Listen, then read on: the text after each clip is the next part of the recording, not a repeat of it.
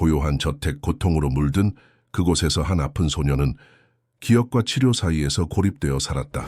모든 것은 거리 소녀가 집에 들어와 쉼터를 찾으면서 시작되었고 그녀는 그보다 더 희귀한 것을 발견했다. 연결. 며칠 만에 믿기 힘든 우정이 피어나 웃음과 용기를 가져오고 소년의 진짜 상태에 대한 뜻밖의 의혹을 불러일으켰다. 이 아름다운 극복과 사랑의 이야기에 감동하셨다면 채널을 구독하고 어느 도시에서 시청 중이신지 알려주세요. 계속해서 강남의 고급 주택가에 자리한 김준호의 대저택은 겉으로 보기에는 모든 것을 갖춘 완벽한 집이었다. 하지만 그 화려한 외관 뒤에는 웃음소리가 사라진 적막한 공간만이 남아있었다. 유명 IT 기업 테크비전의 CEO인 김준호는 3년 전 아내를 잃은 후 자신의 유일한 아들 민우를 위해 살아왔다. 그러나 6개월 전 10살 민우에게 내려진 심각한 질병 진단은 그들의 삶을 완전히 바꿔놓았다. 민우야, 약 먹을 시간이야. 집안일을 도맡아 하는 박 여사가 2층 침실 문을 조심스럽게 두드렸다. 대답이 없자 그녀는 한숨을 내쉬며 트레이를 들고 방 안으로 들어갔다. 창가에 앉아 밖을 바라보던 민우는 고개도 돌리지 않았다. 머리카락이 모두 빠진 그의 모습은 햇빛에 비춰 더욱 연약해 보였다. 오늘은 기분이 어때? 박 여사의 질문에도 민우는 무표정한 얼굴로 고개만 저을 뿐이었다. 그의 방은 최신 장난감과 게임기로 가득했지만 모두 손길 없이 먼지만 쌓여가고 있었다. 벽에는 예전 민우가 그린 밝고 생기 넘치는 그림들이 걸려 있었지만 지금의 그는 붓을 든 지 오래되었다. 아버지는 언제 와? 민우가 드디어 입을 열었다. 곧 오실 거야. 이번 출장은 내일이면 끝난대. 박 여사는 민우의 머리를 조심스럽게 쓰다듬었다. 그녀도 알고 있었다. 김준호가 출장을 핑계로 집을 피하고 있다는 사실을, 아들의 병을 직면하는 것이 그에게는 너무 고통스러웠기 때문이다. 그날 저녁 강남역 근처의 골목길에서는 한 소녀가 음식점 뒤편에서 버려진 음식을 찾고 있었다. 8살의 수지는 이미 2년 동안 거리에서 살아왔다. 부모의 얼굴도 가족의 의미도 기억 속에서 희미해진 지 오래였다. 그녀의 작은 몸은 찢어진 옷으로 가려져 있었고 검게 그을린 얼굴에는 날카로운 눈빛만이 빛나고 있었다. 야, 꼬마, 또 왔어? 음식점 주방장이 문을 열며 소리쳤다. 수지는 재빨리 몸을 숨겼다. 다음부턴 경찰 부를 거야. 수지는 한숨을 내쉬며 다른 곳을 찾아 나섰다. 오늘 밤은 비가 올 것 같았다. 그녀는 급히 잠잘 곳을 찾아야 했다. 강남의 화려한 불빛 속에서 그녀 같은 아이는 그림자처럼 존재감 없이 살아가고 있었다. 몇 시간 후 수지는 우연히 한 고급 주택가를 지나게 되었다. 높은 담장과 경비 시스템을 갖춘 집들 사이에서 그녀의 눈에 띈 것은 큰 대문이 살짝 열린 채 있는 저택이었다. 검은색 고급차 한 대가 막 빠져나가고 있었고 자동으로 닫히기 전에 대문 틈새가 그녀에게 기회를 주었다. 수지는 순간의 망설임도 없이 대문 틈으로 빠르게 미끄러져 들어갔다. 도둑질을 하려는 것도 해코지를 하려는 것도 아니었다. 단지 비를 피할 수 있는 따뜻한 곳, 하룻밤이라도 안전하게 쉴 수 있는 곳을 찾아온 본능적인 행동이었다. 넓은 정원을 지나 저택의 뒤편으로 돌아간 수지는 창고처럼 보이는 건물을 발견했다. 문은 잠겨 있지 않았고 안에는 정원 도구들과 함께 오래된 가구들이 쌓여 있었다. 그녀는 조심스럽게 안으로 들어가 가구 사이에 자신의 작은 공간을 만들었다. 비록 차갑고 딱딱한 바닥이었지만 지난 몇 주 동안 그녀가 잠들었던 어느 곳보다 안전하게 느껴졌다. 여기서 며칠만 있다가 나가야지. 수지는 자신에게 속삭였다. 그녀는 항상 그렇게 말했다. 새로운 곳에 들어갈 때마다 잠시만 머물다 갈 것이라고. 하지만 이번에는 뭔가 다른 느낌이 들었다. 이 저택에는 뭔가 특별한 것이 있었다. 그녀는 그것이 무엇인지 알 수 없었지만 운명처럼 느껴졌다. 다음 날 아침 수지는 창고를 조심스럽게 빠져나와 저택을 탐색하기 시작했다. 넓은 정원에는 아름다운 꽃들이 피어 있었고 작은 연못에는 물고기들이 평화롭게 헤엄치고 있었다. 그녀는 주변을 살피며 저택의 뒷문으로 다가갔다. 유리창으로 들여다보니 아무도 없는 것 같았다. 조심스럽게 문을 열어보니 놀랍게도 잠겨있지 않았다. 수지는 가슴이 뛰는 것을 느끼며 안으로 발을 내디뎠다. 그녀의 앞에 펼쳐진 것은 상상했던 것보다 더 화려한 내부였다. 고급 가구와 큰 샹들리에, 벽에 걸린 그림들, 그녀가 지금까지 보았던 어떤 곳과도 달랐다. 수지는 부엌에서 냉장고를 열어 음식을 조금 집어들었다. 그녀의 마지막 식사는 어제 음식점 뒤에서 찾은 반쯤 먹다 버려진 김밥이었다. 배고픔을 참을 수 없었다. 빵 한 조각과 우유를 재빨리 먹은 후 그녀는 발소리가 들리자 황급히 테이블 아래로 몸을 숨겼다. 오늘 김 회장님이 귀국하신대요. 민우 도련님 약은 제가 가져다 드릴게요. 가정부로 보이는 여자가 다른 직원에게 말하는 소리가 들렸다. 민우 도련님은 어제도 식사를 거의 안 하셨어요. 걱정이네요. 두 사람이 부엌을 떠나자 수지는 안도의 한숨을 내쉬었다. 민우라는 이름이 그녀의 머릿속에 맴돌았다. 그녀는 더 많은 것을 알고 싶었다. 이 거대한 집에 살고 있는 사람들에 대해, 특히 식사도 제대로 하지 않는다는 그 민우에 대해. 수지는 그날 하루 종일 저택 곳곳을 조용히 탐색했다. 사람들이 없을 때마다 방에서 방으로 이동하며 때로는 커튼 뒤나 가구 아래에 숨어 가정부들이 지나가기를 기다렸다. 그녀는 자신이 들킬까 두려웠지만 동시에 이 저택의 비밀을 알고 싶은 호기심이 그 두려움보다 컸다. 저녁이 되자 저택은 더욱 조용해졌다. 수지는 2층으로 올라가는 계단을 바라보았다. 그곳에 민우의 방이 있을 것이라고 짐작했다. 그녀는 잠시 망설이다가 조심스럽게 계단을 올라가기 시작했다. 이 저택에서 그녀의 운명이 어떻게 바뀔지, 그리고 그녀가 이 가족의 삶에 어떤 영향을 미칠지 전혀 알지 못한 채로 수지는 발끝으로 조심스럽게 2층 복도를 걸었다. 화려한 샹들리에 아래로 길게 늘어선 문들 사이에서 그녀는 어떤 방이 민우의 것인지 궁금했다. 복도 끝에서 희미한 빛이 새어나오는 것을 발견한 그녀는 그쪽으로 다가갔다.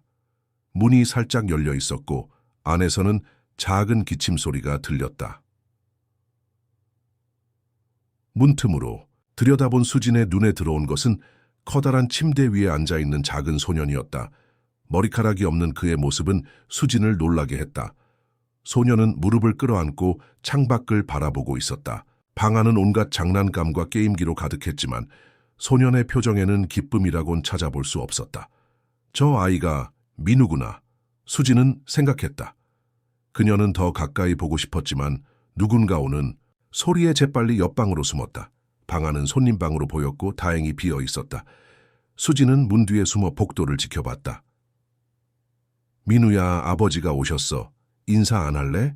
여자의 목소리가 들렸다. 잠시 후 대답 없이 민우의 방에서 나온 여자는 한숨을 쉬며 계단을 내려갔다. 수지는 그 순간을 놓치지 않고 다시 민우의 방을 향해 다가갔다. 이번에는 문틈으로 보지 않고 용기를 내어 살짝 문을 열고 안을 들여다보았다. 민우는 여전히 같은 자세로 앉아 있었다. 그는 수진의 존재를 눈치채지 못한 것 같았다. 수진은 잠시 그를 관찰했다. 민우의 피부는 창백했고 눈 밑에는 다크서클이 자리 잡고 있었다. 침대 옆 테이블에는 여러 약병들이 놓여 있었다. 수진은 다시 복도로 빠져나와 조용히 계단을 내려갔다. 1층에서 들려오는 대화 소리에 그녀는 조심스럽게 귀를 기울였다. 회장님, 민우, 도련님의 상태가 점점 악화되고 있습니다. 오늘도 식사를 거의 하지 않으셨어요. 가정부의 목소리였다. 알아요, 박 여사. 하지만 정 교수님이 말하길 한감 치료 과정에서 나타나는 자연스러운 현상이라고. 남자의 목소리는 무거웠다. 내일 다시 병원에 가볼 예정입니다. 수지는 발걸음 소리가 다가오자 재빨리 부엌 쪽으로 몸을 숨겼다. 그녀는 그날 밤 다시 창고로 돌아가 담요로 만든 작은 침대에 누웠다. 머릿속에는 민우의 모습이 맴돌았다. 왜인지 그 소년에게 끌리는 기분이었다. 아마도 그의 외로움이 자신과 닮아 있어서일까. 다음 날 수지는 더 용감해졌다. 아침 일찍 저택 안으로 들어가 가정부들이 분주히 움직이는 틈을 타 숨어 다녔다. 그녀는 부엌에서 빵과 과일을 몇 개 집어들고 작은 가방에 넣었다. 그리고 2층으로 올라가 민우의 방을 다시 찾았다. 이번에도 민우는 침대에 앉아 있었다. 하지만 오늘은 슈퍼히어로 만화책을 읽고 있었다. 그의 표정은 여전히 무표정했지만 책을 넘기는 손가락에는 살짝 생기가 돌았다. 수지는 그를 지켜보다가 우연히 재채기를 하게 되었다. 민우의 고개가 번쩍 들렸다. 누구세요? 그의 목소리는 작고 약했지만 경계심이 느껴졌다. 수지는 숨을 곳을 찾아 주변을 둘러봤지만 이미 늦었다. 민우가 그녀를 봤다. 그녀는 도망칠까 고민하다가 결국 용기를 내어 문을 완전히 열고 방 안으로 들어섰다. 안녕. 수지는 작은 목소리로 말했다. 민우는 놀란 눈으로 그녀를 바라봤다. 너 누구야? 어떻게 여기 들어왔어? 나는 수진이야. 어제부터 여기 있었어. 수지는 솔직하게 대답했다. 너는 민우지? 민우는 여전히 놀란 표정이었지만 공포보다는 호기심이 더 커 보였다. 어제부터? 어떻게? 대문이 열려 있었어. 비를 피하려고 들어왔는데 따뜻해서 나가기 싫었어. 수지는 어깨를 으쓱했다. 넌 왜 머리카락이 없어? 그 질문에 민우의 표정이 어두워졌다. 그는 자신의 머리를 만지며 고개를 숙였다. 나 아파서. 약 때문에 다 빠졌어. 수지는 민우에게 다가갔다. 많이 아파? 민우는 고개를 끄덕였다. 가끔은. 주로 피곤해. 그리고 밖에 나가기가 무서워. 왜? 다른 애들이 날 놀릴까봐 내가 이상하게 생겼잖아. 수지는 잠시 민우를 바라보다가 자신의 가방에서 빵을 꺼냈다. 배고파 나눠 먹을래? 민우는 망설이다가 빵을 받아들었다. 고마워. 근데 정말 여기서 잤어? 아무도 너를 못 봤어? 나 숨기 잘해. 수지는 자랑스럽게 말했다. 거리에서 살면 숨는 법을 배우게 돼. 거리에서 산다고? 민우의 눈이 커졌다. 부모님은? 수진의 표정이 어두워졌다. 기억 안 나. 어릴 때부터 혼자였어. 둘은 잠시 침묵 속에서 빵을 나눠 먹었다. 수지는 민우의 방을 둘러보았다. 여기 장난감 진짜 많다. 혼자 놀기 심심해. 민우가 대답했다. 아버지는 항상 바쁘시고 여기 있는 어른들은 다 내가 아프다고 불쌍하게 봐. 수지는 벽에 걸린 그림들을 가리켰다. 이거 너가 그린 거야? 민우는 고개를 끄덕였다. 예전에. 이제는 별로 그리고 싶지 않아. 왜? 잘 그리는데. 그냥 기분이 안 좋아서. 수지는 민우의 침대 끝에 앉았다. 내가 재밌는 이야기 해줄까? 거리에서 본 것들. 민우의 눈이 호기심으로 빛났다. 진짜? 어떤 이야기? 그렇게 수지는 자신이 거리에서 보고 들은 이야기들을 민우에게 들려주기 시작했다. 강남역 근처의 거리 공연자들, 밤에 본 별들, 공원에서 만난 재미있는 사람들. 민우는 처음으로 진심으로 미소를 지었다. 대화에 빠진 두 아이는 시간이 흐르는 줄도 몰랐다. 갑자기 계단에서 발소리가 들리자 둘은 놀라서 서로를 바라봤다. 숨어! 민우가 속삭였다. 침대 밑으로. 수지는 재빨리 침대 밑으로 기어들어갔다. 문이 열리고 박 여사가 들어왔다. 민우야, 약 먹을 시간이야. 그리고 아버지께서 오늘 일찍 귀가하신대. 같이 저녁 먹자고 하셨어. 네. 민우의 대답은 짧았지만 그의 얼굴에는 여전히 미소가 남아있었다. 박 여사는 민우의 표정을 보고 잠시 놀란 듯했다. 기분이 좋아 보이네? 무슨 일 있었어? 아니요, 그냥요. 민우는 어깨를 으쓱했다. 박 여사는 미소 지으며 약을 건넸다. 어쨌든 좋아 보여서 다행이야. 저녁은 6시에 준비될 거야. 박 여사가 나간 후 민우는 수진에게 나오라고 손짓했다. 안 들켰다. 수진은 침대 밑에서 나와 먼지를 털었다. 너희 아버지가 오신대. 나 가봐야겠다. 내일도 올 거야. 민우의 목소리에는 기대감이 묻어 있었다. 수지는 잠시 생각하다가 고개를 끄덕였다. 응, 올게. 근데 아무한테도 말하면 안 돼. 약속해? 약속할게. 민우는 새끼손가락을 내밀었다. 수지는 웃으며 자신의 새끼손가락을 걸었다.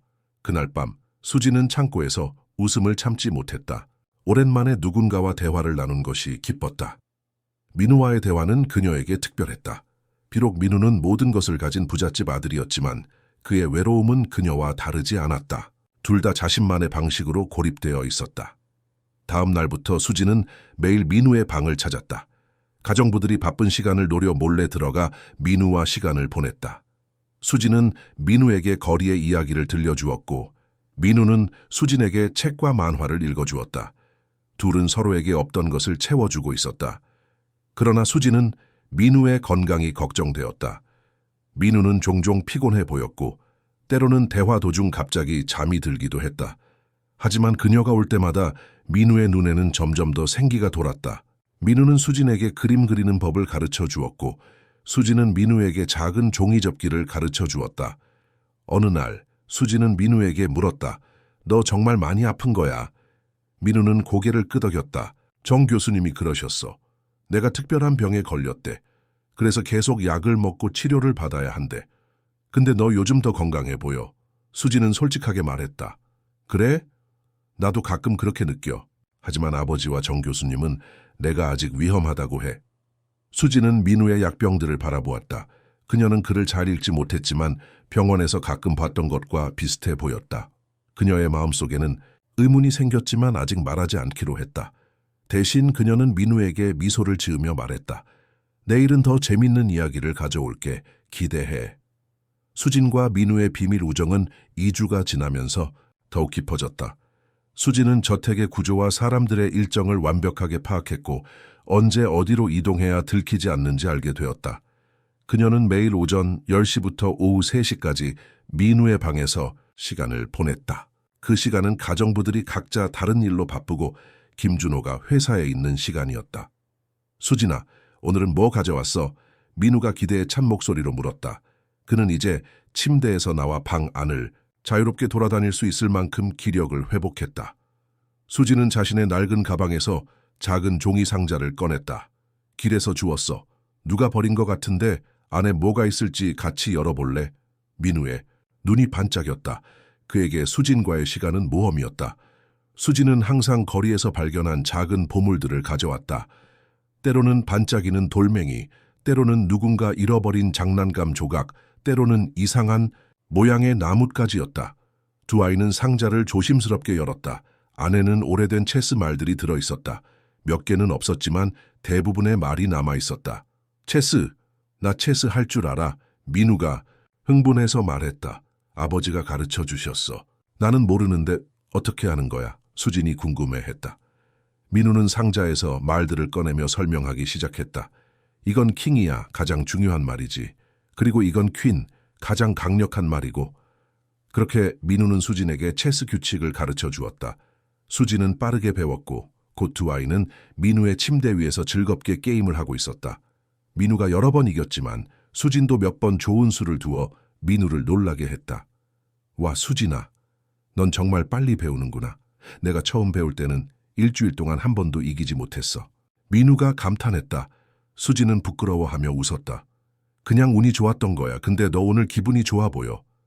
민우는 고개를 끄덕였다. 요즘 덜 피곤해. 그리고 그는 잠시 머뭇거리다가 이어 말했다. 너랑 있으면 재미있어서 아픈 것도 잊게 돼. 수진의 가슴이 따뜻해졌다. 그녀도 민우와 함께 있는 시간이 좋았다. 이 저택에 들어온 것은 그녀에게 행운이었다. 따뜻한 잠자리, 음식, 그리고 무엇보다 친구를 얻었으니까. 민우야, 나 궁금한 게 있어.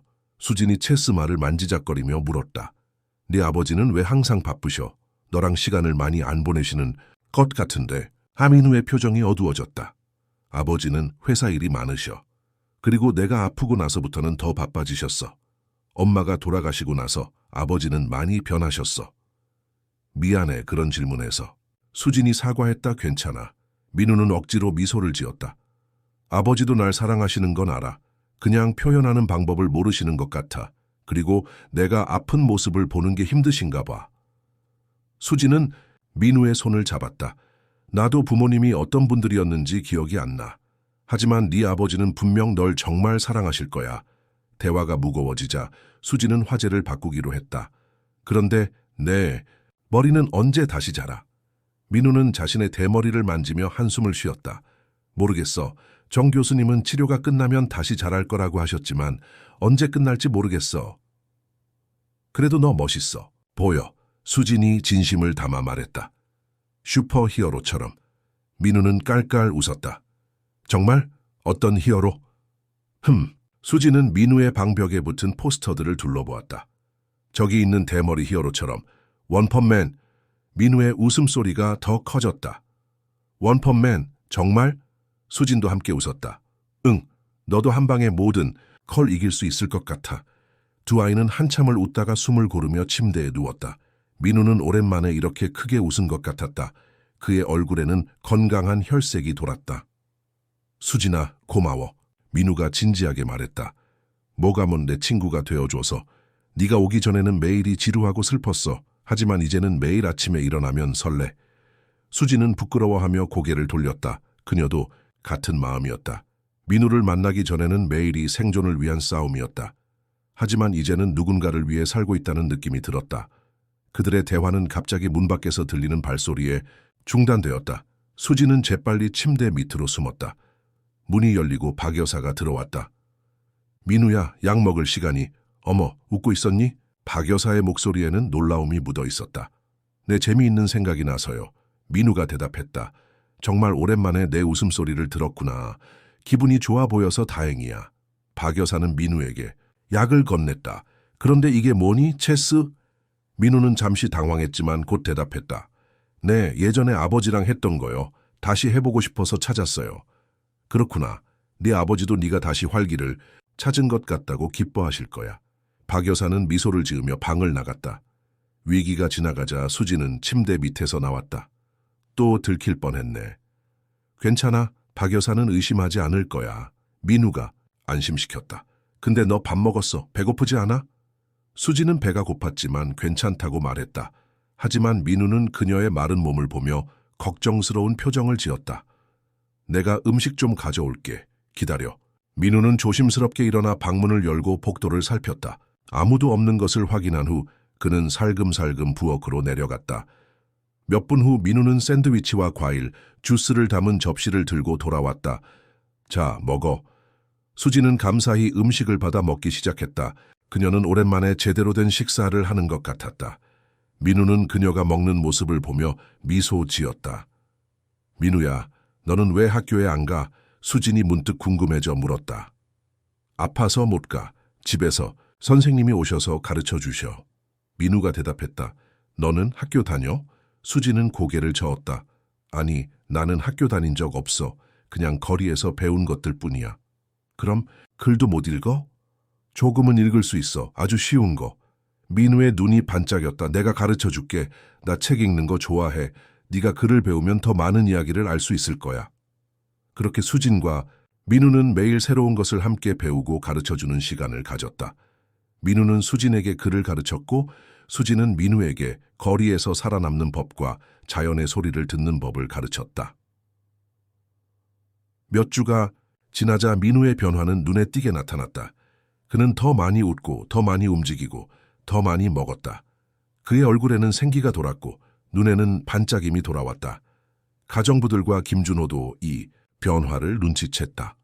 어느 날 저녁 김준호는 민우의 방을 찾아왔다. 평소보다 일찍 회사에서 돌아온 그는 아들의 건강이 좋아진 것이 기뻤다. 민우야, 요즘 기분이 좋아 보이네. 김준호가 민우의 머리를 쓰다듬으며 말했다. 네, 아버지. 요즘 재밌는 일이 많아요. 민우는 수진과의 약속을 지키기 위해 친구에 대한 이야기는 하지 않았다. 정말? 어떤 일? 민우는 잠시 생각하다가 대답했다. 그냥 책도 읽고 게임도 하고 그림도 그리고. 김준호는 민우의 침대 옆 테이블에 놓인 그림을 발견했다. 그것은 민우가 몇 달 만에 처음으로 그린 그림이었다. 두 아이가 함께 손을 잡고 있는 모습이었다. 한 아이는 대머리였고 다른 아이는 긴 머리를 가지고 있었다. 이 그림은 뭐니? 김준호가 물었다. 민우는 잠시 긴장했지만 곧 편안한 목소리로 대답했다. 제 상상 속 친구예요. 제가 아프지 않았다면 사귀었을 친구요. 김준호의 눈에 눈물이 고였다. 그는 아들을 꼭 안아주었다. 곧 나을 거야, 민우야. 그리고 네가 원하는 만큼 많은 친구를 사귈 수 있을 거야. 민우는 아버지의 품에 안겨 미소 지었다. 그는 수진에 대한 진실을 말하고 싶었지만 아직은 비밀로 간직하기로 했다. 수진은 그의 특별한 친구였고 그녀 덕분에 그는 다시 살아있는 것 같은 느낌을 받았다. 그날 밤 수진은 자신의 창고 은신처에서 민우가 그려준 그림을 바라보았다. 그림 속에서 그들은 함께 웃고 있었다. 수진은 이런 감정이 처음이었다. 소속감, 행복감, 그리고 무엇보다 누군가에게 소중한 존재라는 느낌. 그녀는 이 순간이 영원히 지속되기를 바랐다. 하지만 그녀의 마음 한구석에는 불안함이 자리 잡고 있었다. 민우의 건강이 좋아지는 것은 기뻤지만 그가 정말로 아픈 것인지에 대한 의문이 계속 들었다. 그의 약, 그의 의사, 그리고 그의 병에 대한 모든 이야기가 어딘가 이상하게 느껴졌다. 수지는 이런 생각을 민우에게 말하기를 망설였다. 그를 더 혼란스럽게 하고 싶지 않았기 때문이다. 그러나 진실을 찾아야 한다는 직감이 그녀를 괴롭혔다. 민우를 정말로 돕고 싶다면 그저 함께 놀아주는 것 이상의 무언가가 필요하다는 것을 그녀는 느꼈다. 그리고 그 무언가를 찾기 위해 수지는 더 많은 정보를 모으기로 결심했다. 수지는 민우의 약에 대해 더 알아보기로 결심했다. 그녀는 어느 날 민우가 낮잠을 자는 동안 조용히 그의 방을 살피기 시작했다. 침대 옆 테이블에는 여러 약병이 놓여 있었다. 수지는 조심스럽게 약병들을 살펴보았다. 그녀는 글을 완벽하게 읽을 수는 없었지만 병원에서 본 약들과 비슷해 보였다. 그때 민우가 뒤척이며 깨어났다. 수지나 뭐해? 수지는 황급히 약병을 제자리에 놓았다. 아무것도 아니야. 그냥 궁금해서. 민우는 자리에서 일어나 앉았다. 내 약 말이야. 매일 먹어야 해. 정 교수님이 그러셨어. 정 교수님은 어떤 분이야? 수진이 물었다. 내 주치의야. 아버지의 오랜 친구시기도 해. 항상 내가 얼마나 아픈지 말씀하셔. 민우의 표정이 어두워졌다. 하지만 요즘은 내가 좀 나아진 것 같기도 해. 수지는 민우의 얼굴을 자세히 살폈다. 몇 주 전과 비교해 확실히 혈색이 좋아졌고 눈에는 생기가 돌았다. 게다가 에너지도 많아졌다. 그들은 이제 방 안에서 간단한 술래잡기나 보드게임을 하며 시간을 보냈다. 민우야, 내가 물어봐도 될까? 수진이 조심스럽게 입을 열었다. 너 정말 많이 아픈 거 맞아? 민우는 잠시 생각에 잠겼다. 잘 모르겠어. 정 교수님과 아버지는 내가 위험한 병에 걸렸다고 하시지만 솔직히 요즘은 별로 아프다는 느낌이 안 들어. 그럼 왜 계속 약을 먹어? 아버지가 그래야 한대. 완전히 나을 때까지는 치료를 멈추면 안 된대. 수지는 입술을 깨물었다. 그녀는 자신의 의심을 말해야 할지 고민했다. 하지만 민우에게 혼란을 주고 싶지 않았다. 대신 그녀는 화제를 바꾸기로 했다. 오늘은 뭐 하고 놀까? 수진이 밝게 물었다. 민우의 얼굴에 미소가 번졌다. 사우시드, 내가 새로운 보드게임을 찾았어. 같이 할래? 그들은 그날 오후 내내 게임을 하며 즐거운 시간을 보냈다. 수지는 민우가 게임에 집중할 때마다 그의 모습을 유심히 관찰했다. 그는 정말 건강해 보였다. 오히려 그녀보다 더 건강해 보일 정도였다. 며칠 후 수지는 1층 서재에서 우연히 김준호와 정 교수의 대화를 엿듣게 되었다. 그녀는 저녁 식사 후 주방에서 음식을 몰래 가져가던 중 서재에서 들려오는 목소리에 발걸음을 멈췄다. 준호 씨, 민우의 상태가 놀랍게 호전되고 있습니다. 중년 남성의 목소리였다. 하지만 아직 치료를 멈추기에는 이릅니다. 최소 6개월은 더 지속해야 합니다. 정 교수님, 솔직히 민우가 많이 좋아진 것 같습니다. 이전과는 완전히 다른 아이 같아요. 웃고 뛰어다니고 정말 오랜만에 제 아들다운 모습을 보고 있습니다. 김준호의 목소리에는 희망이 묻어 있었다. 그건 약의 효과가 나타나는 것일 뿐입니다. 섣불리 치료를 중단하면 재발할 위험이 큽니다.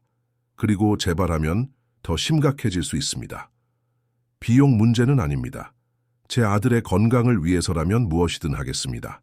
하지만 무슨 말씀이신지 알겠습니다. 하지만 제가 전문가로서 드리는 조언을 믿으셔야 합니다. 민우의 건강을 위해서요. 수지는 두 사람의 발자국 소리가 가까워지자 재빨리 주방으로 돌아가 숨었다. 그녀의 마음은 혼란스러웠다. 정 교수의 말에는 뭔가 이상한 점이 있었다.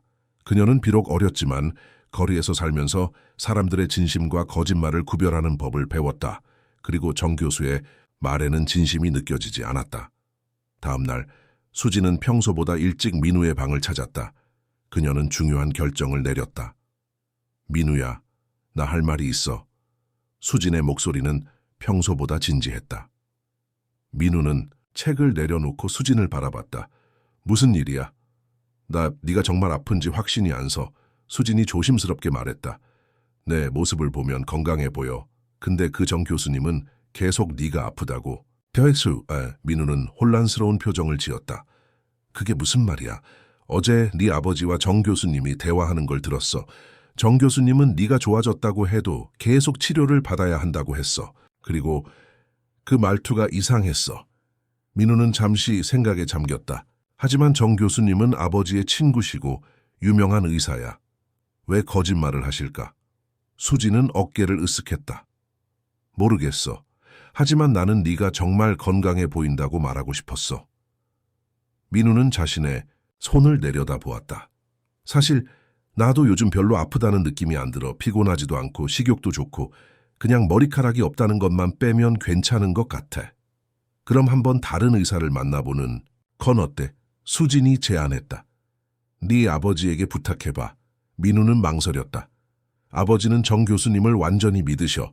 게다가 내가 다른 의사를 만나고 싶다고 하면 의심할 거야. 수진은 잠시 침묵했다. 그녀의 머릿속에 한 가지 생각이 떠올랐다. 그것은 충동적이고 극단적인 결정이었지만 민우에게 자신의 진심을 보여주는 방법이기도 했다.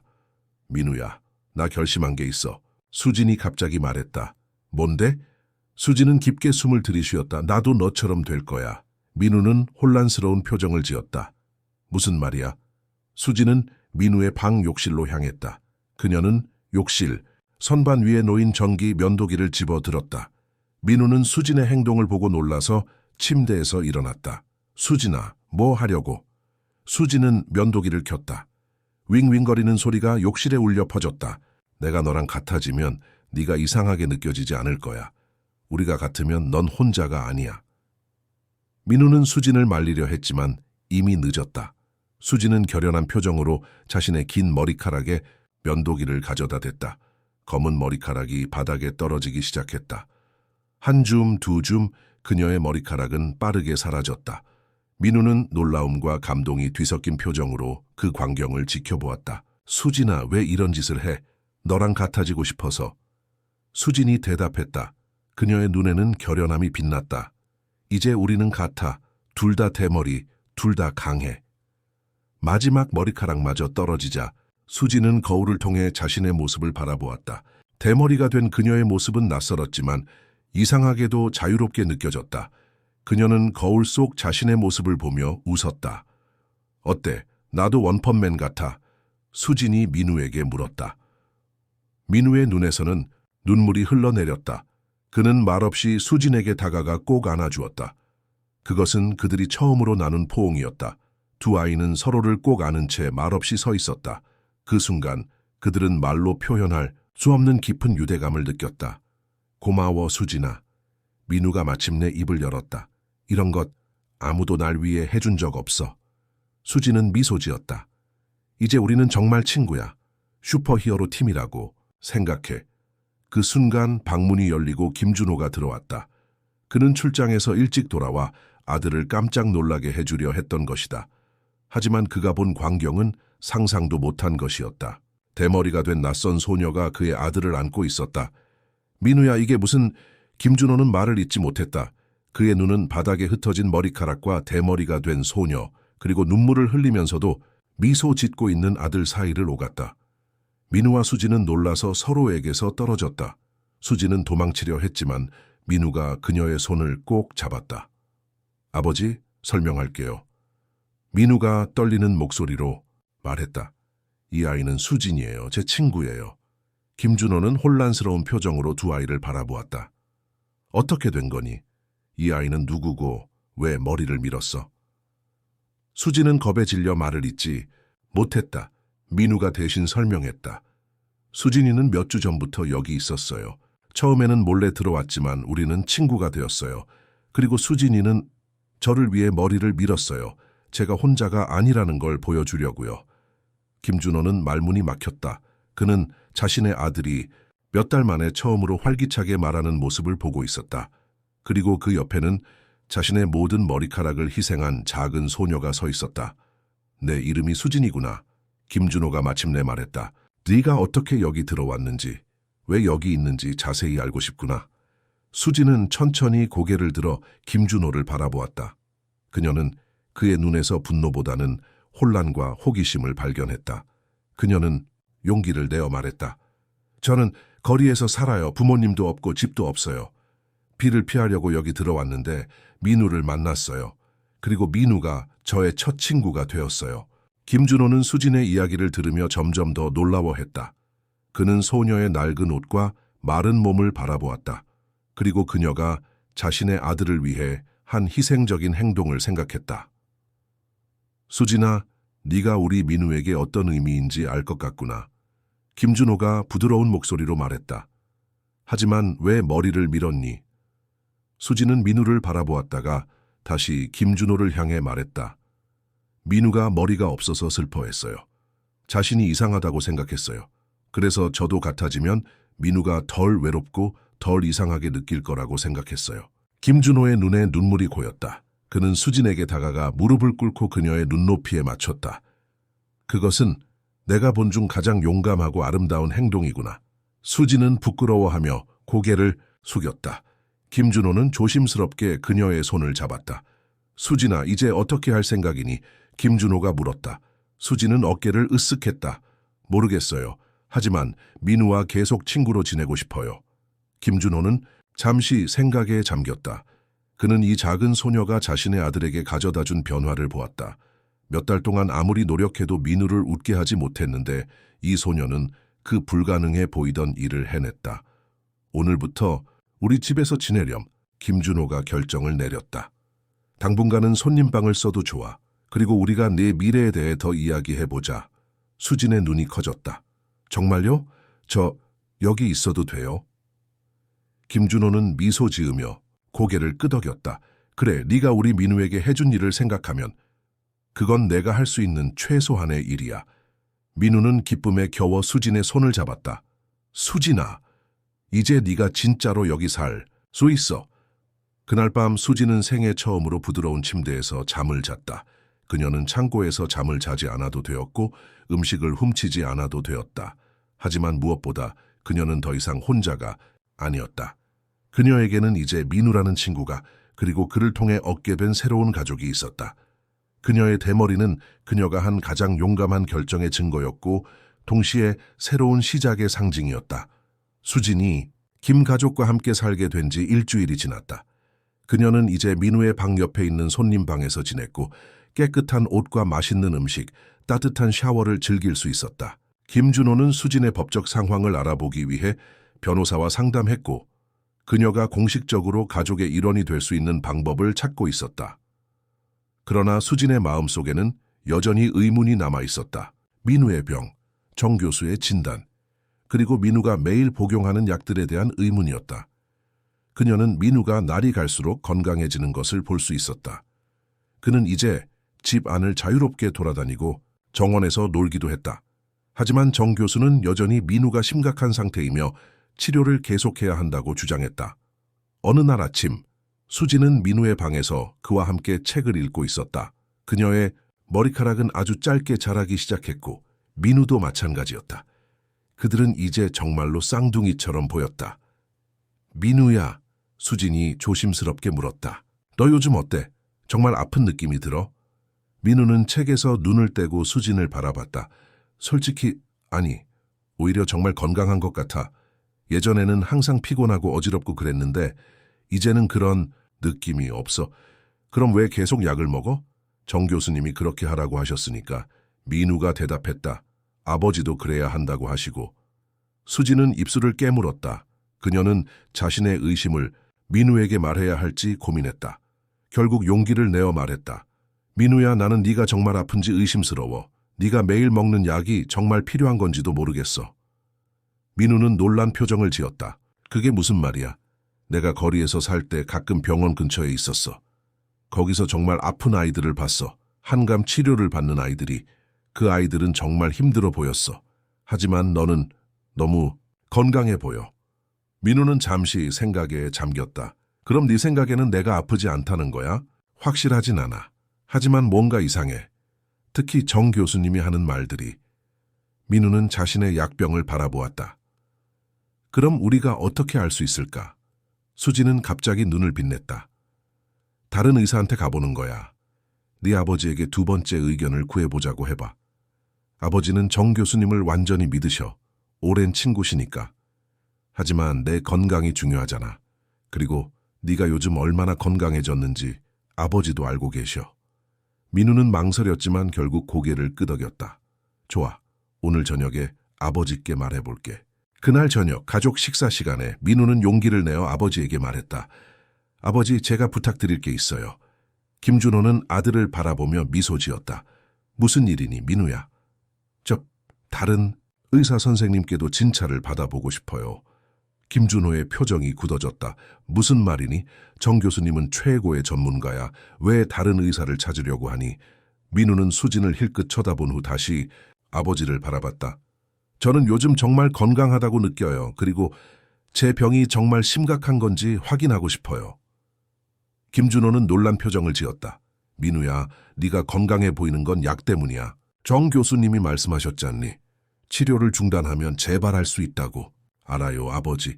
하지만 그래도 한 번만 다른 의사 선생님께 진찰 받아보면 안 될까요? 김준호는 한숨을 내쉬었다. 그는 민우와 수진을 번갈아 바라보았다. 이 생각이 내 것이니 아니면 수진이 용기를 내어 말했다. 제가 민우에게 제안했어요. 하지만 정말 나쁜 의도가 아니에요. 저는 그냥 민우가 정말 건강해 보여서요. 김준호는 자리에서 일어나 창가로 걸어갔다. 그는 잠시 밖을 바라보다가 다시 아이들을 향해 돌아섰다. 사실 나도 최근에 같은 생각을 하고 있었단다. 민우와 수진은 놀란 표정을 지었다. 민우야, 네가 얼마나 달라졌는지 나도 느끼고 있어.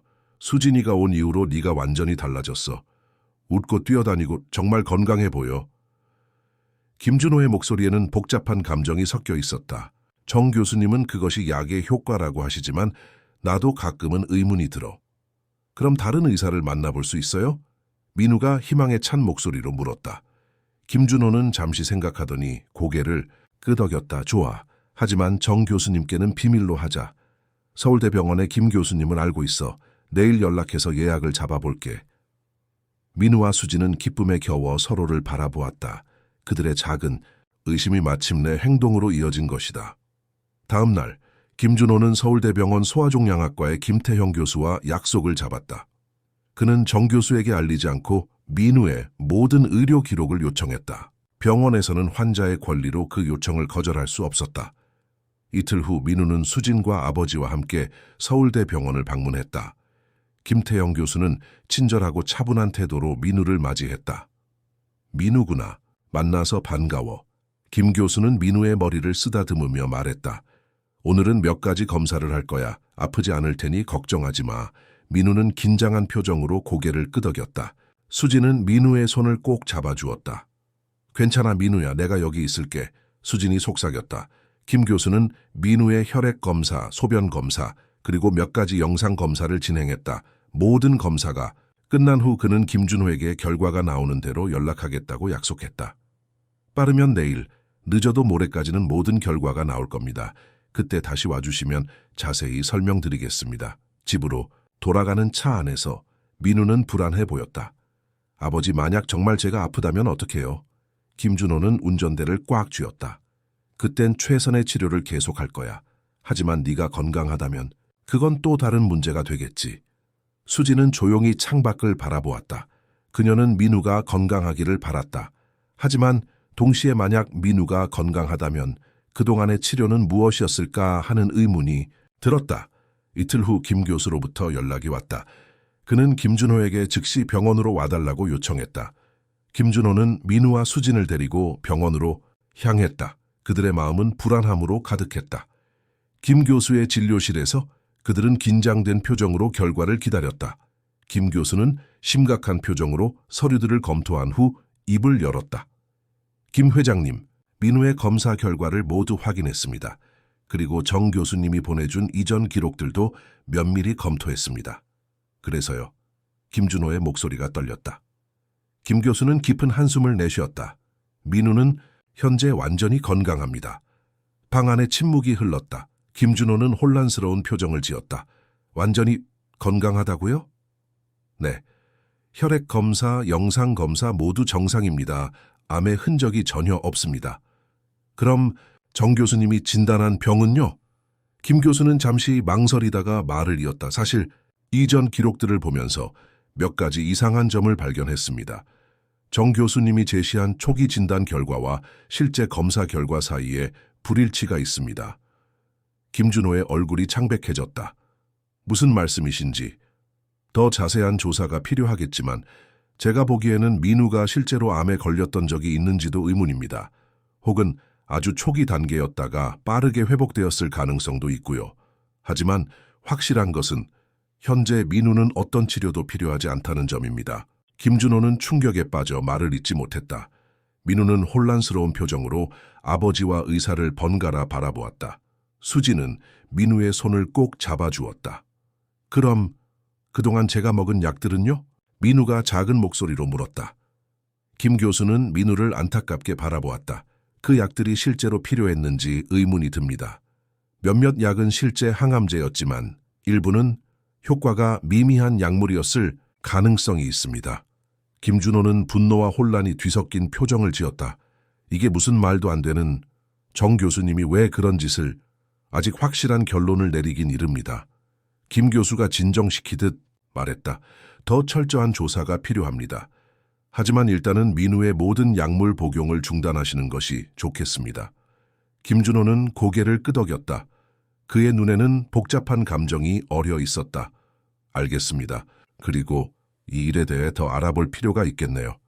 필요하시다면 의료윤리위원회에 보고하는 것도 고려해보세요. 김 교수가 조언했다. 집으로 돌아가는 길, 차 안은 무거운 침묵으로 가득했다. 민우는 창밖을 바라보며 생각에 잠겼다. 수지는 그의 옆에 앉아 조용히 손을 잡아주었다. 아버지, 민우가 마침내 입을 열었다. 저 정말 암에 걸린 적이 없었던 거예요? 김준호는 한숨을 내쉬었다. 아직 확실하진 않아. 하지만 중요한 건 지금 네가 건강하다는 거야. 그럼 이제 약을 안 먹어도 돼요? 그래 민우야, 김 교수님이 그러셨잖니. 내게 약이 필요 없다고. 수지는 조심스럽게 말을 꺼냈다. 저는 처음부터 민우가 건강해 보였어요. 그래서 의심했던 거고요. 김준호는 백미러로 수진을 바라보았다. 그의 눈에는 감사함이 어려 있었다. 내 덕분에 우리가 진실을 찾게 됐구나, 수진아. 정말 고맙다. 그날 밤 민우는 처음으로 약을 먹지 않고 잠자리에 들었다. 그는 기분이 이상했지만 동시에 해방된 느낌이었다. 수진은 그의 방에 함께 있었다. 민우야, 괜찮아? 수진이 물었다. 민우는 고개를 끄덕였다. 응, 그냥 아직 믿기지 않아. 내가 정말 아프지 않았다니. 이제 더 이상 약을 먹지 않아도 되고 병원에 가지 않아도 돼. 좋지 않아? 응, 좋아. 하지만 동시에 혼란스러워. 정 교수님이 왜 그런 거짓말을 했을까? 수지는 어깨를 으쓱했다. 어른들의 세계는 이해하기 어려워. 민우는 잠시 생각에 잠겼다가 수진을 바라보았다. 수진아, 네가 없었다면 나는 계속 그 약을 먹고 있었을 거야. 정말 고마워. 수진은 미소 지었다. 우리는 친구잖아. 친구는 서로 돕는 거야. 민우는 수진의 손을 꼭 잡았다. 평생 친구로 지내자. 약속해? 약속할게. 그들은 새끼손가락을 걸며 약속을 확인했다. 그러나 그들은 이 사건이 단순히 끝나지 않을 것이라는 사실을 알지 못했다. 진실은 아직 완전히 밝혀지지 않았고 더 큰 비밀이 그들을 기다리고 있었다. 김준호는 민우의 의료 기록을 자세히 검토하기 시작했다. 그는 의사는 아니었지만 자신의 아들에 관한 모든 정보를 알고 싶었다. 그는 서재에 앉아 밤늦게까지 서류들을 뒤적였다. 민우의 초기 진단부터 최근 검사 결과까지 모든 서류를 꼼꼼히 살펴보았다. 아버지, 아직 안 주무세요? 민우가 잠옷을 입은 채 서재 문 앞에 서 있었다. 수진도 그 옆에 있었다. 김준호는 피곤한 눈으로 아이들을 바라보았다. 아직 좀 볼 게 있어서. 너희들은 왜 아직 안 자니? 바이드 걱정돼서요. 민우가 대답했다. 아버지가 계속 이렇게 늦게까지 일하시니까. 김준호는 아이들에게 다가오라고 손짓했다. 이리 와봐, 둘 다. 민우와 수지는 조심스럽게 서재로 들어왔다. 테이블 위에는 수많은 서류가 흩어져 있었다. 내가 너희에게 솔직하게 말할게. 김준호가 심각한 표정으로 말했다. 정 교수님이 우리를 속인 것 같아. 어떻게요? 민우가 물었다. 처음 네가 아팠을 때 정말로 약한 증상이 있었던 것 같아. 하지만 그 후로 검사 결과들이 조작된 것 같다. 김준호의 목소리에는 분노가 묻어났다. 네가 이미 나았는데도 계속 아프다고 진단한 거지. 수지는 조심스럽게 서류들을 바라보았다. 그녀는 글을 완벽하게 읽을 수 없었지만 숫자와 그래프는 이해할 수 있었다. 왜 그런 짓을 했을까요? 김준호는 한숨을 내쉬었다. 아직 확실하진 않아. 하지만 내일 더 자세히 알아볼 거야. 어떻게요? 민우가 물었다. 정 교수님을 만나볼 예정이야. 그리고 다른 환자 가족들도 연락해 볼 거야. 아이들은 불안한 표정으로 서로를 바라보았다. 김준호는 그들을 안심시키려 미소 지었다. 걱정하지 마. 이제 네가 건강하다는 것이 중요해. 나머지는 내가 해결할게. 다음 날 아침 김준호는 정 교수에게 전화를 걸었다. 그는 민우의 상태에 대해 의논하고 싶다며 병원에서 만나자고 제안했다. 정 교수는 흔쾌히 동의했다. 아버지, 저도 같이 가요. 민우가 부탁했다. 나도요. 수진도 함께 말했다. 김준호는 고개를 저었다. 아니, 이건 어른들의 일이야. 너희는 집에서 기다려. 하지만 아이들은 포기하지 않았다. 특히 수진은 자신이 처음부터 의심했던 사람을 직접 만나고 싶었다. 제발요. 수진이 간절히 부탁했다. 민우가 정말 아팠는지 아닌지 저도 알고 싶어요. 김준호는 잠시 고민하다가 결국 고개를 끄덕였다. 좋아. 하지만 내 말을 잘 들어야 해. 그리고 함부로 나서면 안 돼. 병원에 도착한 그들은 정 교수의 진료실로 향했다. 정 교수는 민우와 수진, 그리고 김준호를 보고 놀란 표정을 지었다. 민우도 데리고 오셨네요. 그리고 이 아이는 누구죠? 정 교수가 수진을 가리키며 물었다. 제 딸입니다. 김준호가 단호하게 대답했다. 수진은 그 말을 듣고 가슴이 따뜻해지는 것을 느꼈다. 최근에 저희 가족이 되었습니다. 정 교수는 미소 지었지만 그의 눈은 불안해 보였다. 그렇군요. 그래서 민우의 상태에 대해 이야기하고 싶으시다고요? 네. 김준호는 서류 가방을 열어 몇 장의 서류를 꺼냈다. 이것들을 설명해 주셨으면 합니다. 정 교수는 서류를 받아들고 잠시 살펴보았다. 그의 표정이 굳어졌다. 이건 서울대병원의 검사 결과군요. 맞습니다. 제가 민우를 다른 의사에게 데려갔습니다. 그리고 놀라운 결과를 들었죠. 김준호의 목소리는 차가웠다. 민우는 완전히 건강하다고 합니다. 암의 흔적이 전혀 없다고요. 정 교수는 잠시 침묵했다. 그는 서류를 내려놓고 안경을 벗었다. 김 회장님, 이런 결과가 나올 수 있습니다. 우리의 치료가 효과적이었다는 증거죠. 그렇다면 왜 지난주에도 민우가 여전히 위험하다고 말씀하셨죠? 왜 계속 약을 먹여야 한다고 하셨나요? 김준호의 목소리가 높아졌다. 정 교수는 불편한 듯 자세를 바꾸었다. 재발 위험이 있기 때문입니다. 조기에 중단하면 거짓말이에요. 수진이 갑자기 말했다. 모두의 시선이 그녀에게 향했다. 민우는 제가 처음 만났을 때부터 건강해 보였어요. 그런데 왜 계속 아프다고 했어요? 정 교수는 수진을 차갑게 바라보았다. 어린아이가 의학적인 문제를 어떻게 알아? 네가 뭘 안다고? 그만하세요. 김준호가 단호하게 말을 끊었다. 수진이 말이 맞습니다. 그리고 저는 더 많은 것을 알게 되었습니다. 김준호는 다른 서류들을 꺼내 테이블 위에 펼쳤다. 저는 다른 환자 가족들과도 연락을 했습니다. 놀랍게도 비슷한 경험을 한 가족들이 여럿 있더군요. 모두 부유한 가정의 아이들이었고 모두 교수님의 환자였습니다. 정 교수의 얼굴이 창백해졌다. 그리고 제가 민우의 모든 의료 기록을 검토해보니 이상한 점들이 많았습니다.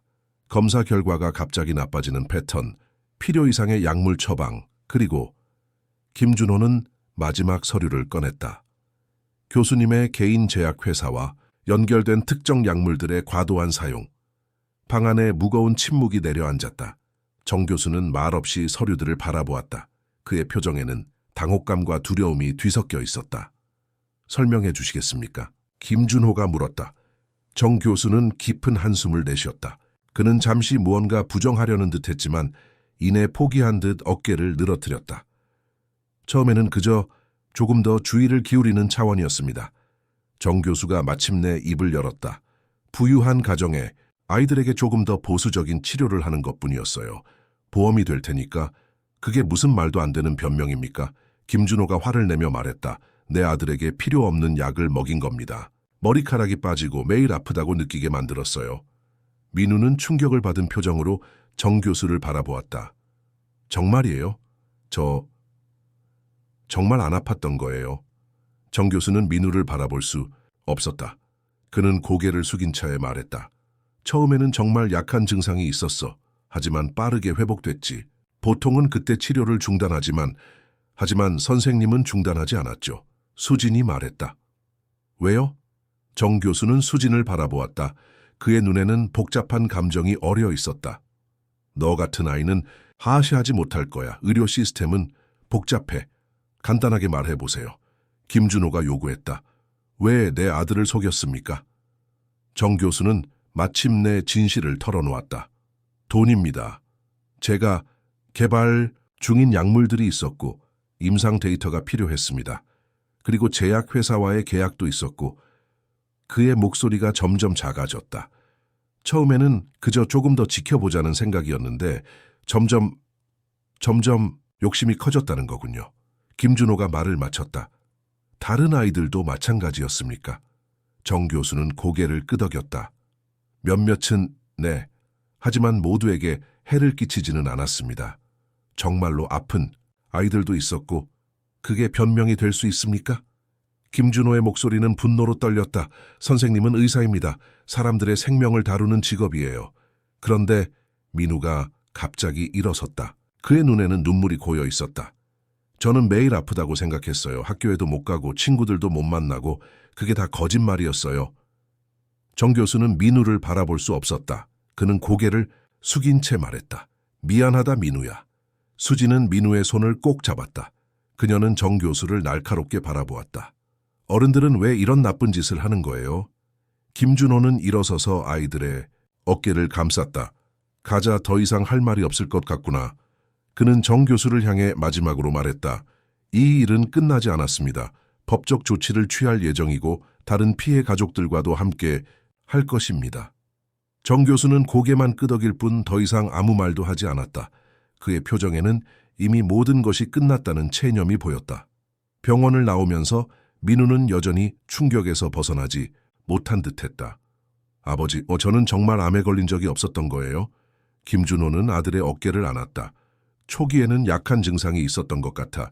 하지만 내 몸이 스스로 이겨냈던 거야. 정 교수가 그걸 알면서도 계속 치료를 한 거지. 그럼 제 머리카락은 왜 빠졌어요? 그건 네가 받은 약물 때문이야. 필요 없는 약을 먹었던 거지. 민우의 눈에서 눈물이 흘러내렸다. 저는 제가 죽을 거라고 생각했어요. 그래서 모든 것을 포기했어요. 학교도 친구들도 그림 그리는 것도. 수지는 민우를 꼭 안아주었다. 이제 괜찮아. 넌 건강해. 그리고 이제 모든 것을 다시 시작할 수 있어. 김준호는 아이들을 바라보며 결심했다. 이런 일이 다시는 일어나지 않게 할 거야. 다른 아이들도 더 이상 고통받지 않도록. 집으로 돌아오는 길, 김준호는 변호사에게 전화를 걸어 상황을 설명했다. 그는 정 교수와 병원을 상대로 법적 조치를 취하기로 했다. 그리고 다른 피해 가족들과 연락하여 함께 대응하기로 했다. 저녁 식사 시간, 세 사람은 평소보다 조용했다. 모두 자신만의 생각에 잠겨 있었다. 그때 민우가 갑자기 말했다. 저는 다시 학교에 가고 싶어요. 김준호와 수지는 놀란 표정으로 민우를 바라보았다. 정말? 김준호가 물었다. 민우는 고개를 끄덕였다. 네, 그리고 수진이도 같은 학교에 다녔으면 좋겠어요. 수지는 놀란 표정을 지었다. 나 학교? 그래. 민우가 미소 지었다. 우리 같은 반이면 좋겠다. 그럼 내가 네가 공부하는 거 도와줄 수 있잖아. 김준호는 따뜻한 미소를 지었다. 좋은 생각이구나. 수진이 너도 학교에 다니고 싶니? 수지는 잠시 생각하다가 고개를 끄덕였다. 네, 배우고 싶어요. 그리고 민우랑 같이 있고 싶어요. 좋아, 내일 바로 학교에 연락해볼게. 김준호가 말했다. 그리고 수진아, 너를 우리 가족으로 공식적으로 맞이하는 절차도 시작할 거야. 수진의 눈에 눈물이 고였다. 정말요? 저 김가족이 될 수 있어요. 그래, 수진아, 네가 우리 민우를 구해줬잖니. 그리고 무엇보다 우리는 이미 가족이야. 민우는 기쁨에 겨워 수진의 손을 잡았다. 이제 진짜 남매가 되는 거야. 수진은 행복한 눈물을 흘리며 민우와 김준호를 바라보았다. 그녀는 처음으로 진정한 가족의 의미를 느꼈다. 그리고 그것은 그녀가 거리에서 꿈꿔왔던 것보다 더 따뜻하고 소중했다. 그날 밤, 수지는 자신의 방창문을 통해 별들을 바라보았다. 그녀의 마음은 복잡했다. 기쁨과 슬픔, 분노와 희망이 뒤섞여 있었다. 정 교수의 배신은 그녀에게 어른들의 세계가 얼마나 복잡하고 때로는 잔인한지 보여주었다. 하지만 동시에 김준호와 민우는 그녀에게 진정한 사랑과 가족의 의미를 알려주었다. 수지나 자니? 민우가 문을 살짝 열고 들어왔다. 아니, 아직. 수진이 대답했다. 민우는 수진의 옆에 앉았다리지. 오늘 정말 힘든 날이었어. 응, 하지만 이제 진실을 알게 됐잖아. 네가 없었다면 우리는 아직도 몰랐을 거야. 민우가 진지하게 말했다. 넌 정말 용감해. 수진은 웃었다. 그냥 내 직감을 믿었을 뿐이야. 그 직감이 날 구했어. 그리고 민우는 자신의 짧은 머리카락을 만졌다. 네가 나를 위해 머리를 밀었던 것 평생 잊지 않을 거야. 이제 우리 머리카락 같이 자라고 있네. 수진이 민우의 머리를 쓰다듬었다. 조금씩 같이. 민우는 수진의 손을 잡았다. 우리가 함께 이겨냈어. 그리고 앞으로도 뭐든지 함께 이겨낼 거야. 수진은 고개를 끄덕였다. 그래, 함께. 그들은 서로를 바라보며 미소 지었다. 그들의 눈에는 미래에 대한 희망이 빛나고 있었다. 아직 해결해야 할 일이 많았지만 그들은 이제 혼자가 아니었다. 그들은 서로를 지키는 가족이었다. 3개월이 지났다. 봄이 서울에 찾아와 강남의 거리는 벚꽃으로 물들었다. 김준호의 저택 정원도 예외는 아니었다. 아름다운 벚꽃 나무 아래에서 민우와 수진은 학교 숙제를 하고 있었다. 이 문제 어떻게 푸는 거지? 수진이 수학 문제를 가리키며 물었다. 그녀의 머리카락은 이제 단발머리로 자라 있었다. 민우의 머리카락도 마찬가지였다. 여기 이렇게 공식을 적용하면 돼. 민우가 친절하게 설명했다. 그는 수진의 공부를 도와주는 것을 즐겼다. 수진은 빠른 학습 능력을 보였고 이제는 같은 학년의 다른 아이들을 따라잡고 있었다. 두 아이는 이제 같은 초등학교에 다니고 있었다. 처음에는 적응이 쉽지 않았다. 특히 수진에게는 학교라는 환경이 낯설었고 민우에게는 오랜만에 돌아간 교실이 어색했다. 하지만 그들은 서로를 의지하며 점차 적응해 나갔다. 수진아, 민우야, 간식 먹으러 들어오렴. 박 여사가 현관에서 불렀다. 두 아이는 책을 덮고 집 안으로 뛰어들어갔다. 부엌 테이블 위에는 갓 구운 쿠키와 우유가 놓여 있었다. 와, 고마워요, 박 여사님. 수진이 기쁘게 말했다. 그녀는 이제 가정의 일원으로 완전히 자리 잡았다. 법적 절차는 아직 진행 중이었지만 마음으로는 이미 이 가족의 구성원이었다. 오늘 아버지가 일찍 오신대. 민우가 쿠키를 먹으며 말했다. 중요한 이야기가 있다고 하셨어. 무슨 이야기일까? 수진이 궁금해했다. 글쎄, 아마도 정 교수님, 재판 관련 소식 아닐까? 정 교수의 사건은 큰 사회적 파장을 일으켰다. 김준호의 고발 이후 다른 피해 가족들도 나서기 시작했다. 조사 결과 정 교수는 여러 부유한 가정의 아이들에게 불필요한 치료를 처방하고 자신이 관련된 제약회사에 약물을 과도하게 사용한 것으로 밝혀졌다. 그는 의사 면허 취소와 함께 법적 처벌을 받게 되었다. 아마도 그럴 거야. 수진이 대답했다. 아니면 우리 입양 서류 관련 소식일 수도 있고. 수진의 공식 입양 절차는 복잡했지만 김준호는 모든 과정을 인내심 있게 진행하고 있었다. 그는 수진이 법적으로도 자신의 딸이 되기를 원했다. 오후 5시, 김준호가 예상보다 일찍 귀가했다. 그의 표정은 밝았고 손에는 큰 서류 봉투를 들고 있었다. 아버지 민우가 현관으로 달려가 아버지를 맞이했다. 안녕, 우리 아들. 김준호가 민우를 안아주었다. 수진이는? 저 여기 있어요. 수진이 계단을 내려오며 말했다. 김준호는 미소 지으며 거실로 향했다. 모두 앉아봐. 중요한 이야기가 있어. 가족들이 모두 소파에 앉자 김준호는 서류 봉투를 테이블 위에 올려놓았다. 먼저 정 교수 사건에 대한 소식이야. 오늘 최종 판결이 나왔어. 그는 면허가 취소되었고 3년의 실형을 선고받았어. 민우와 수진은 서로를 바라보았다. 그들의 표정에는 복잡한 감정이 어려 있었다. 그리고 더 중요한 소식은 김준호가 봉투를 열며 계속했다. 의료계에 큰 변화가 생겼어. 보건복지부에서 민우법이라는 새로운 규정을 만들었어. 민우법이요? 민우가 놀라서 물었다.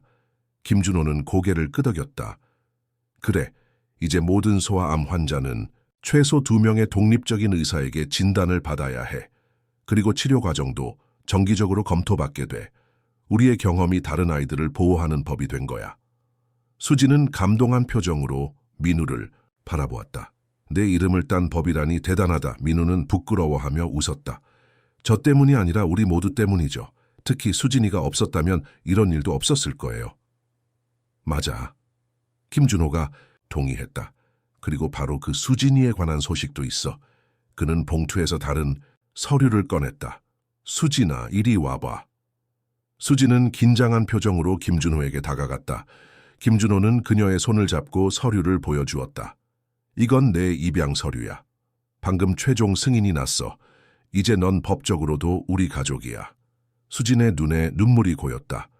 그녀는 말없이 서류를 바라보다가 갑자기 김준호에게 안겼다. 아버지. 그것은 수진이 김준호를 처음으로 아버지라고 부른 순간이었다. 김준호의 눈에도 눈물이 맺혔다. 그는 수진을 꼭 안아주었다. 이제 내 이름은 공식적으로 김수진이야. 김준호가 말했다. 우리 가족의 일원으로. 민우는 기쁨에 겨워 두 사람에게 달려가 함께 안았다. 세 사람은 한동안 말없이 서로를 껴안았다. 그것은 그들이 진정한 가족이 되었음을 확인하는 순간이었다. 저녁 식사 후 김준호는 또 다른 놀라운 소식을 전했다. 다음 주에 우리 세 사람 함께 여행을 가려고 해. 간 여행이요? 민우와 수진이 동시에 물었다. 그래, 제주도로 일주일 동안. 민우는 처음으로 비행기를 타게 될 거고 수진이도 마찬가지겠지. 두 아이는 흥분한 표정으로 고개를 끄덕였다. 그들에게 여행은 꿈 같은 이야기였다. 그리고 이건 단순한 휴가가 아니야. 김준호가 계속했다. 거기서 우리는 특별한 일을 할 거야. 특별한 일이요? 수진이 궁금해했다. 다른 피해 가족들과 함께 모임을 가질 예정이야. 우리처럼 정 교수에게 속았던 가족들이지. 그들의 아이들도 함께 올 거야. 민우의 눈이 커졌다. 저와 비슷한 경험을 한 아이들이요? 그래, 너희들이 서로의 경험을 나누고 함께 치유되는 시간을 가지면 좋겠어. 그리고 무엇보다 이 경험을 통해 더 강해진 자신을 확인하는 시간이 되길 바라.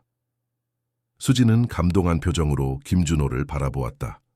정말 멋진 생각이에요, 아버지. 이 모든 일을 겪고 나서 내가 깨달은 것이 있어. 김준호가 진지한 표정으로 말했다. 때로는 가장 어두운 순간에 가장 밝은 빛이 찾아온다는 거야. 수진이가 우리 집에 들어온 것처럼. 민우는 수진의 손을 잡았다. 우리는 서로를 구했어. 나는 수진이에게 가족을 주었고 수진이는 내게 진실과 용기를 주었어. 그날 밤 수진은 자신의 방에서 일기를 썼다. 그녀는 이제 글을 꽤 잘 쓸 수 있게 되었다. 일기장에는 그녀의 새로운 이름 김수진이 적혀 있었다. 오늘 나는 공식적으로 김가의 일원이 되었다. 이제 나는 김수진이다. 민우의 누나이자 김준호 아버지의 딸이다. 몇 달 전만 해도 내가 이런 가족을 갖게 될 거라고 상상도 못했다. 거리에서 살 때 나는 그저 하루하루 생존하는 것만 생각했다. 하지만 이제 나는 꿈이 있다. 나는 의사가 되고 싶다. 아픈 아이들을 진정으로 도울 수 있는 착한 의사. 민우처럼 속임을 당하는 아이들이 없도록 지켜주는 의사가 되고 싶다. 수지는 잠시 글쓰기를 멈추고 창밖을 바라보았다. 밤하늘에는 별들이 빛나고 있었다. 그녀는 미소 지으며 다시 일기를 이었었다. 가끔은 나쁜 일이 좋은 일로 이어지기도 한다.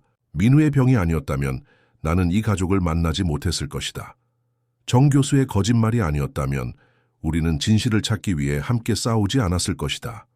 그리고 그 과정에서 우리는 서로를 더 깊이 이해하게 되었다. 나는 이제 알고 있다. 진정한 가족은 피보다 더 깊은 것으로 연결된다는 것을. 그것은 서로를 위한 희생과 사랑, 그리고 무엇보다 진실을 향한 용기이다. 다음 날 아침, 가족은 함께 아침 식사를 했다. 김준호는 오랜만에 출근을 미루고 아이들과 시간을 보내기로 했다. 오늘은 뭐 하고 싶니? 김준호가 물었다. 민우와 수지는 서로를 바라보며 미소 지었다. 공원에 가고 싶어요. 민우가 대답했다. 세 명이서 함께. 좋은 생각이구나. 김준호가 동의했다. 오랜만에 가족 피크닉을 가지자. 그들은 근처 공원으로 향했다. 민우와 수지는 앞서 뛰어가며 즐거워했고 김준호는 그들을 바라보며 미소 지었다. 공원에 도착한 그들은 큰 나무 아래 돗자리를 펴고 앉았다. 아버지, 민우가 갑자기 물었다. 우리가 제주도에서 만날 다른 아이들, 그 아이들도 다 나아졌나요? 김준호는 고개를 끄덕였다. 그래, 모두 너처럼 건강해졌어. 그리고 그들의 가족들도 우리처럼 진실을 찾아냈지. 그런데 왜 정 교수님 같은 사람이 그런 짓을 한 거예요? 수진이 물었다. 그것도 의사인데. 김준호는 한숨을 내쉬었다. 때로는 어른들도 잘못된 선택을 해, 욕심이나 두려움 때문에. 하지만 중요한 건 그런 잘못을 바로잡을 수 있다는 거야. 그리고 그 과정에서 더 나은 것을 만들어낼 수 있다는 거지. 민우법 같은 거요? 민우가 물었다. 그래, 우리의 경험이 다른 아이들을 보호하는 법이 되었잖니. 그건 정말 의미 있는 일이야. 수지는 하늘을 바라보았다. 저는 나중에 의사가 될 거예요. 착한 의사. 김준호와 민우는 놀란 표정으로 수진을 바라보았다. 정말? 김준호가 물었다. 네, 아픈 아이들을 진짜로 도와주는 의사가 되고 싶어요. 민우처럼 속임을 당하는 아이들이 없도록 지켜주는 의사요. 민우도 결심한 듯 말했다. 나도 의사가 될 거야. 수진이랑 같이. 우리가 함께 병원을 열어서 모든 아이들이 믿을 수 있는 곳을 만들자. 김준호는 감동한 표정으로 두 아이를 바라보았다. 그들이 어려운 경험을 통해 오히려 더 강하고 따뜻한 마음을 갖게 된 것이 자랑스러웠다. 정말 멋진 꿈이구나. 너희들이 그 꿈을 이룰 수 있도록 내가 도울게. 세 사람은 함께 웃으며 하늘을 바라보았다. 그들의 앞에는 밝은 미래가 펼쳐져 있었다. 아픔과 거짓으로 시작된 이야기는 이제 희망과 진실로 가득 찬 새로운 여정으로 바뀌었다. 1년 후 제주도에서 열린 진실과 치유 모임에는 10가족이 참석했다. 그들은 모두 비슷한 경험을 한 가족들이었다. 모임의 중심에는 민우와 수진이 있었다. 그들은 자신들의 이야기를 다른 아이들과 나누며 서로에게 위로와 용기를 주었다. 우리의 경험이 다른 사람들을 도울 수 있다는 게 정말 기뻐요. 민우가 말했다. 그래, 우리가 겪은 일이 헛되지 않았어. 수진이 동의했다. 그들의 이야기는 많은 사람들에게 감동을 주었다. 특히 수진이 민우를 위해 머리를 밀었던 이야기는 모두의 마음을 움직였다. 그것은 순수한 우정과 희생의 상징이었다. 모임의 마지막 날, 참가자들은 해변에 모여 소원 풍선을 하늘로 날렸다. 각자의 풍선에는 자신의 꿈과 희망이 적혀 있었다. 민우의 풍선에는 모든 아이들이 건강하게 자랄 수 있는 세상이라고 적혀 있었고, 수진의 풍선에는 진실이 항상 승리하는 세상이라고 적혀 있었다. 풍선들이 하늘로 올라가는 것을 바라보며 민우와 수진은 손을 꼭 잡았다. 그들은 이제 더 이상 피해자가 아니었다. 그들은 변화를 만들어내는 주인공이었다.